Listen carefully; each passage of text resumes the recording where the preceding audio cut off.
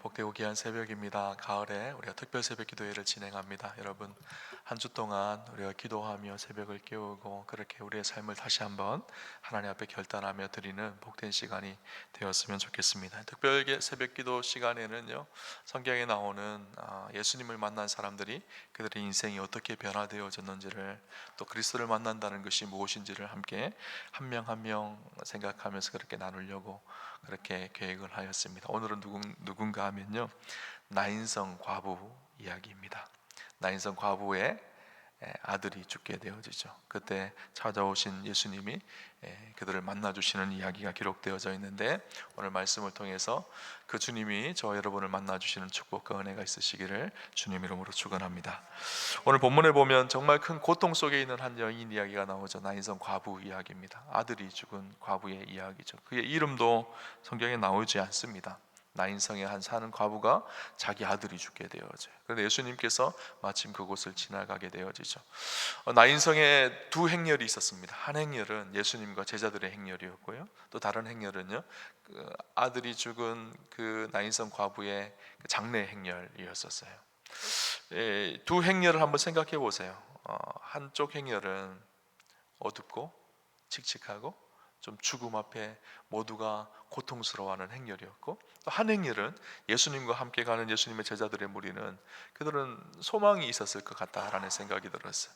제자들의 마음속에는 예수님께서 정치적 메시아가 되어서 저 로마로부터 우리를 해방시킬 메시아라고 생각하고 있었고, 예수님이 임금이 되고 왕이 되면 나는 좌편에 우편에 앉을 그런 기대감도 있었고, 색깔로 비유하면 장례 행렬은 검은색, 좀 어두운 색, 이쪽에 예수님과 제자들의 행렬은 노란색, 연두색 이런 색깔의 개념이었을 것 같다라는 생각이 들어요.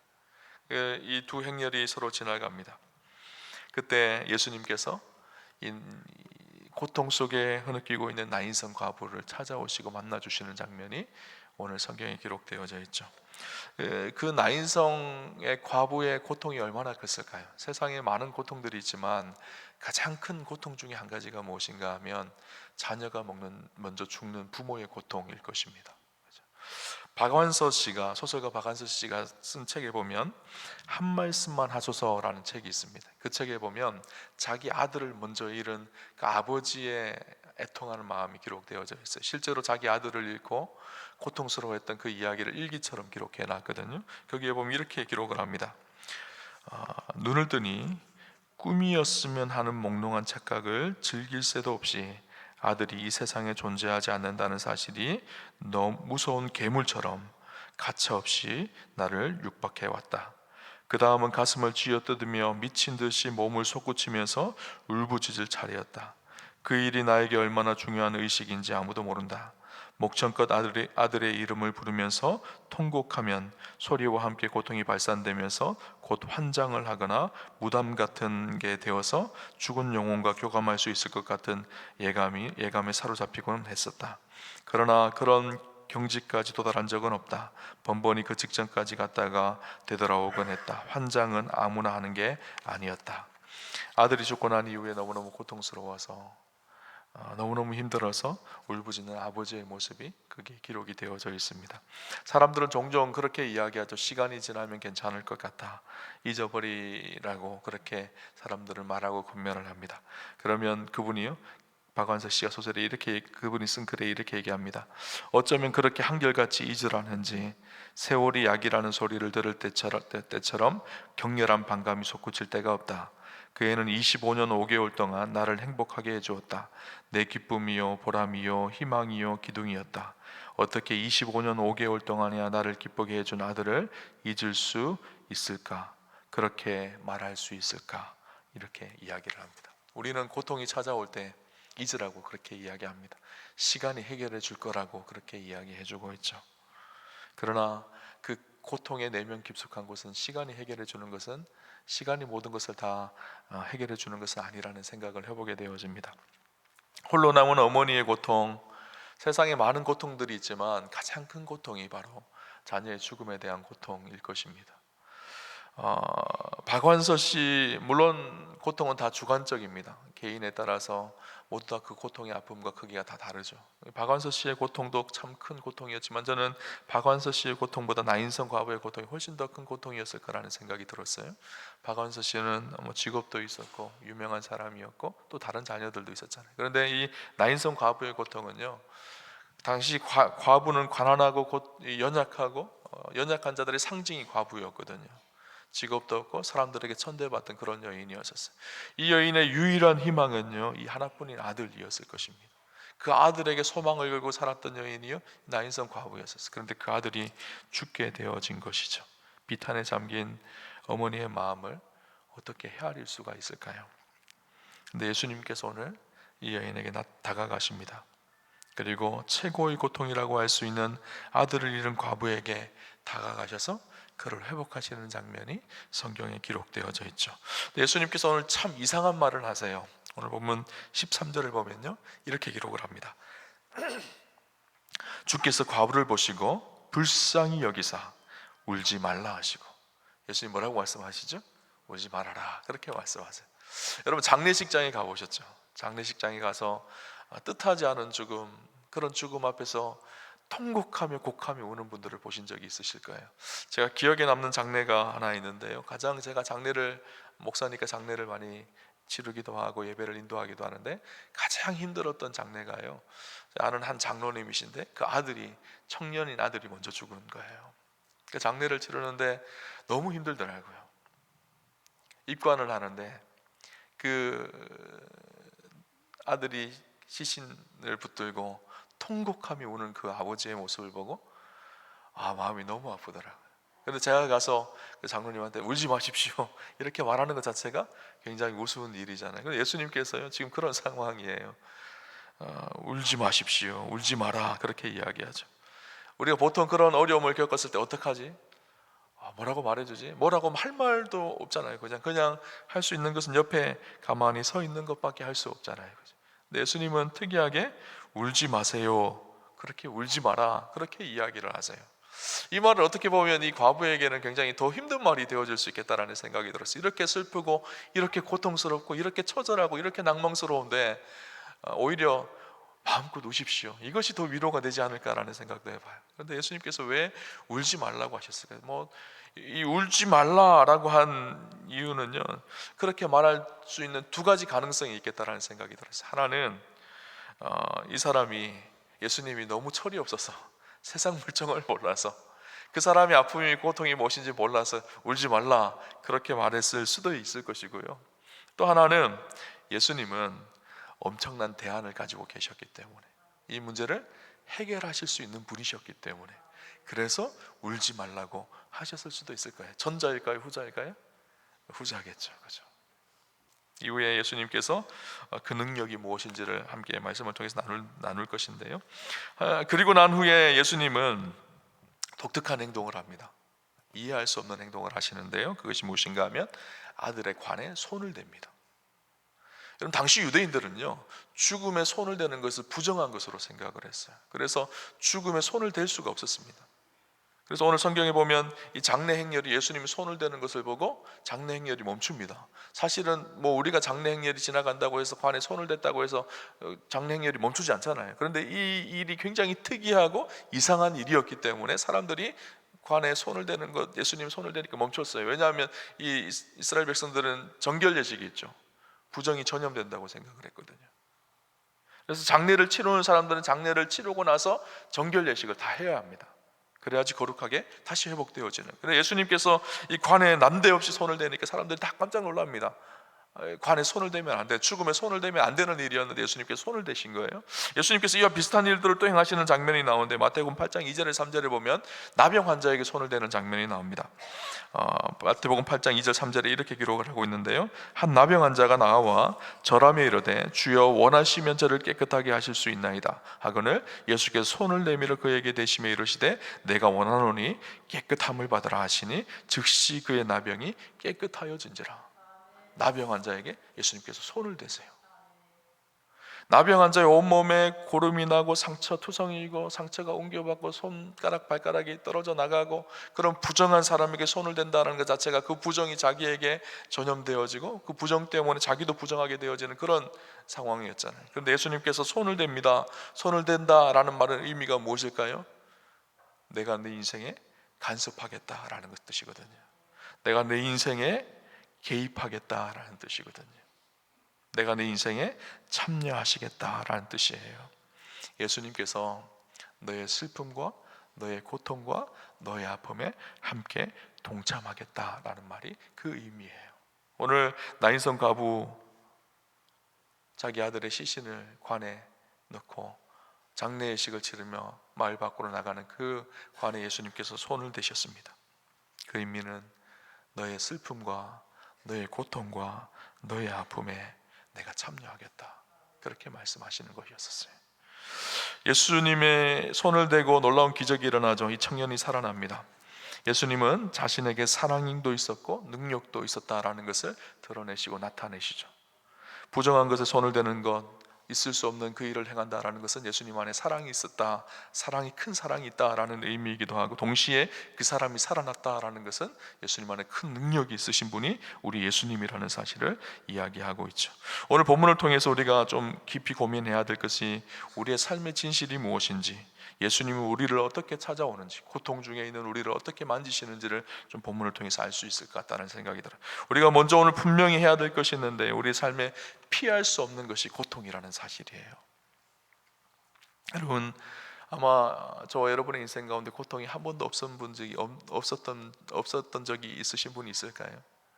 제가 신방을 하고 성도들을 만나면요, 가장 많이 제가 목회를 하면서 깨닫는 것이 무엇인가 하면요, 모든 사람들이 다 고통이 있다라는 사실이에요.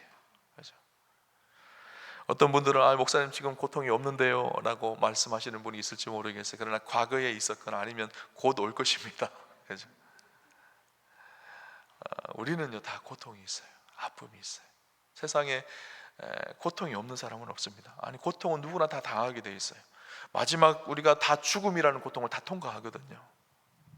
아픔이 없는 사람이 없습니다. 많은 사람들이 기독교를 오해하는 것 중에 한 가지가 무엇인가 하면요, 하나님을 믿으면 고통이 다 없어진다라고 생각하는 거예요. 하나님을 믿으면 모든 것이 다 잘 된다라고 생각하는 거예요. 사업도 잘 되고 자녀들도 잘 되고 질병도 걸리지 않고 병도 다 낫고, 그렇게 생각을 합니다. 물론 우리가 예수 믿고 믿음으로 살면 하나님께서 치료하시고 회복하시는 은혜를 누리게 하시기도 하고 부유하게도 하시고 잘되기도 하시지만 다 그런 것은 아니에요. 성경에도 그렇게 말씀하지 않습니다. 성경에도 수많은 고통의 이야기들이 기록되어져 있어요. 하나님 앞에 쓰임받은 위대한 믿음의 사람들도 다 고통의 순간들을 다 통과하고 고통의 이야기들이 다 기록되어져 있습니다. 고통이 만약에 예수 믿고 고통이 다 사라진다 그러면 아무도 죽을 사람이 없어야 돼요. 그죠? 성경은요 고통이 없다라고 이야기하지 않고 예수 믿으면, 그리고 예수님이 다시 오실 그 영광의 그 날이 있을 것인데, 그때 새 하늘과 새 땅이 임하는 그때가 있을 것인데, 그때는 고통이 없고 곡하는 것이나 애통하는 것이나 눈물과 슬픔이 없는 그때가 있을 것이다 라고 이야기하고 있어요. 그러나 우리가 살아가는 이 세상 속에는요 아픔이 있고 고통이 있고 눈물이 있는 곳이 이 세상입니다. 그런데 우리가 알아야 할 중요한 사실 한 가지가 있습니다. 무엇인가 하면요, 우리의 고통에 우리 예수님께서 함께 동참하신다라는 사실이에요. 우리의 아픔과 우리의 고통과 우리의 눈물에 우리 예수님께서 함께 동참하십니다. 마치 이 나인성 과부의 아들의 시신에 손을 얹었던 것처럼 우리의 아픔과 고통의 현장 속에 우리 예수님이 오셔서 우리를 개입하시고 간섭하시고 함께 하신다는 놀라운 사실이죠. 예수님의 생애를 가만히 보면요 독특한 것이요, 예수님은요 우리의 아픔과 고통을 관찰하셔서 이해하시는 분이 아니세요. 무슨 말일까요? 그분은 우리의 아픔과 고통을 다 체휼하셨어요. 하나님이신 그분이 인간의 몸을 입고 오셔서 우리의 아픔과 고통, 인간이 겪는 고통과 슬픔이 무엇인지를 다 아시는 분이 우리 예수님이세요. 예수님의 생애를 한번 봅시다. 예수님이 어디서 태어나셨죠? 마구간에 태어나셨어요. 여러분 중에 마구간에 태어나신 분 계신가요? 예수님보다 태어나는 그 고통이 더 힘드셨던 분들이 계신가요? 여러분, 예수님 어린 나이에 아버지가 돌아가십니다. 그리고 소년 가장으로 자기에게 가족들을 다 책임지고 자녀들을, 자기 동생들을 다 키워요. 예수님이 하시는 일이 무엇이었죠? 목수였었어요. 당시에 로마의 압제 속에 있었죠. 그런데 예수님이 청년 시대 때 요세푸스의 교회사에 보면 이런 이야기가 나와요.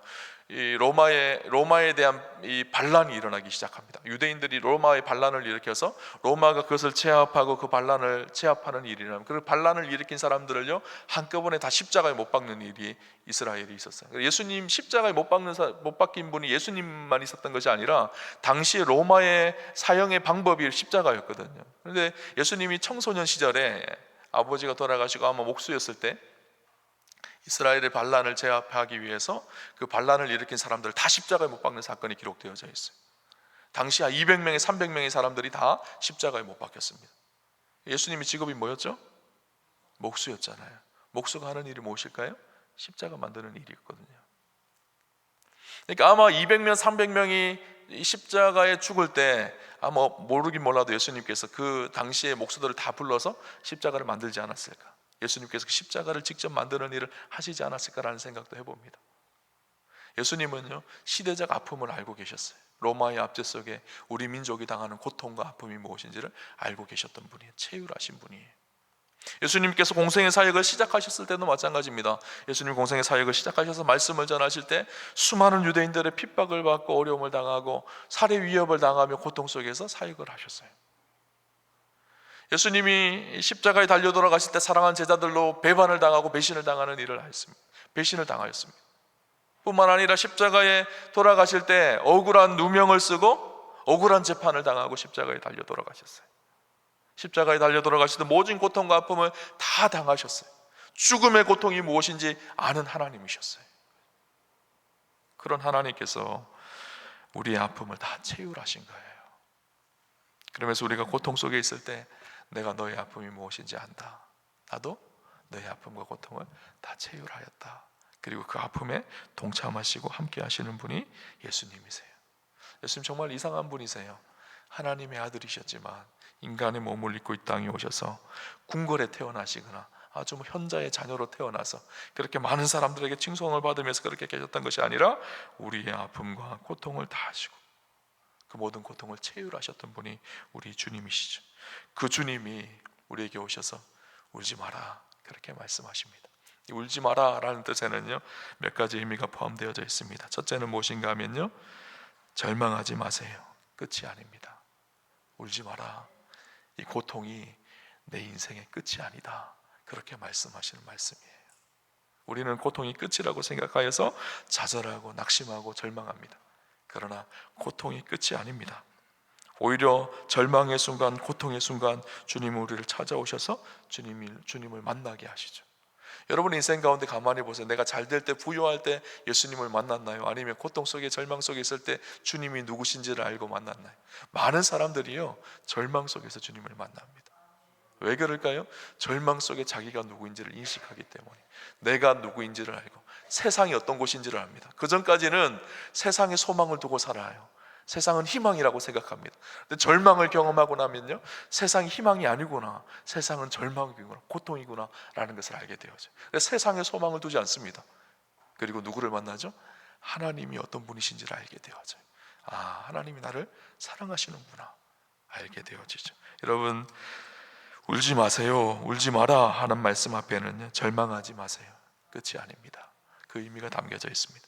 두 번째는요 울지 마세요 하는 말에는요 고통당하는 모든 사람이 부활의 소망을 가질 수 있다는 의미입니다. 예수님도 세상의 다른 많은 현자들이나 많은 위인들과 그래서 비슷한 말씀을 하셨어요. 선을 행하라, 사랑하라, 이웃을 사랑하라 이런 말씀하셨죠. 그런데 결정적인 다른 것이 있어요. 무엇일까요? 죽음이 끝이 아니라는 거예요. 죽음 이후에 영원한 생명이 있고 부활과 영생이 있다라는 것을 우리 예수님은 말씀하시죠. 나를 믿는 자는 죽어도 살겠고 무릇 살아서 나를 믿는 자는 영원히 죽지 아니하리라. 너희가 이것을 믿느냐? 예수님은 부활의 첫 열매가 되어서 누구든지 그리스도 안에서 영원한 부활과 생명을 얻게 하신다고 우리에게 산 소망을 주신 분이 주님이시죠. 간혹 장례식장에 가면 현저히 구분되어질 때가 있어요. 어떤 곳에 가면요 막 곡을 하고 애통해하며 그렇게 장례식을 치릅니다. 부활의 소망이 없는 사람들은 그렇습니다. 그러나 부활의 소망이 있는 사람들은 물론 떠나버리는 슬픔 때문에 잠깐 눈물을 흘리기는 하지만 그럼에도 불구하고 장례식장에 소망이 있습니다. 부활의 영광의 그날이 있고 주님 다시 만나는 그 소망이 있기 때문인 것이죠. 전도서에 보면 지혜로운 사람의 마음은 초상집에 가 있고 어리석은 사람의 마음은 잔치집에 가 있다, 그렇게 말씀하고 있죠. 세상의 끝이 보이고 인생의 끝이 보이는 곳이 장례식입니다. 그러나 그 장례식을 넘어서서 인생의 끝을 넘어서서 부활의 산 소망이 있다라는 것을 믿는 사람들이 우리 그리스도인인 것이죠. 그래서 울지 마라, 그 말에는요 그런 고백이 있어요. 이것이 끝이 아니고 부활의 때가 있다라고 말씀하시는 것이었어요. 마지막 세 번째는요, 울지 마라 라는 말의 의미가 담긴 뜻은 무엇인가 하면 믿음과 소망으로 고통의 현장을 통과하세요. 당신과 함께 나도 그곳에 있습니다 하시는 예수님의 말씀이에요. 하나님은 우리의 고통과 아픔을 채울하실 뿐만 아니라 그 고통과 아픔을 이겨낼 수 있는 힘을 주시고 우리가 알지 못하고 생각지도 못했던 하나님의 뜻과 계획을 그 속에 담아두십니다. 그래서 하나님의 뜻을 고통 속에서도 이루어 가시는 분이 하나님이세요. 하나님에게는 빛에서도 역사하시지만 어둠 속에서도 역사하시는 분이 하나님이세요. 빛도 만드시고 어둠도 만드신 분이 하나님이시거든요. 우리 인생의 고통의 현장 속에서도 하나님은 우리가 그 고통을 통과하고 이겨낼 수 있는 힘을 주시고 고통 속에 하나님의 뜻이 무엇인지를 우리를 드러내시는 분이 하나님이시죠. 당신의 날개로 나르리라 라는 책이 있습니다. 마리 버거스라는 사람이 쓴 책인데 인도의 의사예요. 여성 의사인데 이분이 교통사고로 다리를 잃었어요. 다리가 없습니다. 그런데 나중에 우여곡절 끝에 의사가 되어져서 인도의 빈민가를 다니면서 나병 환자들을 치료하고 인도의 많은 사람들에게 존경을 받는 그런 분이세요. 그런데 그분이 그 책에 보면 이런 얘기를 합니다. 나는 두 다리를 원했지만 하나님께서는 두 날개를 주셨습니다. 자기는 두 다리를 달라고 고통 속에서 기도했지만 하나님은 두 다리가 아니라 두 날개를 주셔서 하나님의 뜻 가운데 날아다닐 수 있게 하셨다라는 거예요. 우리가 생각하지도 못했던 하나님의 방법으로 하나님 우리에게 더 좋은 곳으로, 더 선한 곳으로 인도하시는 분이 우리 하나님이시죠. 그래서 그 고통을 하나님 뜻 가운데 통과하게 하시는 분이 우리 하나님이십니다. 고통이 우리 인생 가운데 찾아올 때가 있습니다. 그러나 고통 속에서도 하나님은 일하시고 계시고 역사하고 계십니다. 고통을 통해서 나의 연약한 존재를 알게 하시고 세상이 어떤 곳인지, 죄로 인하여 고통과 아픔이 있는 곳이라는 것을 하나님은 깨닫게 하세요.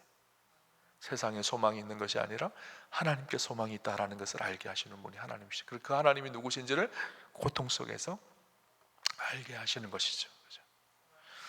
혹시나 오늘 저와 여러분의 인생 가운데 고통이 있으시면 우리의 고통을 채울하신 그 주님이 우리에게 찾아오셔서 우리를 새롭게 하시는 그런 은혜가 있으시기를 주님 이름으로 축원합니다. 나인 성과부를 찾아오셨던 그 주님이 오늘 저와 여러분을 찾아가시는 축복이 있으셨으면 좋겠고요. 또 우리가 품고 있는 태신자들, 고통 속에, 죄악 속에 허덕이고 있다면 그들의 인생을 찾아가시는 주님을 만나는 그런 축복과 은혜가 있도록 여러분 기도해 주시고 함께 해 주시기를 부탁드립니다.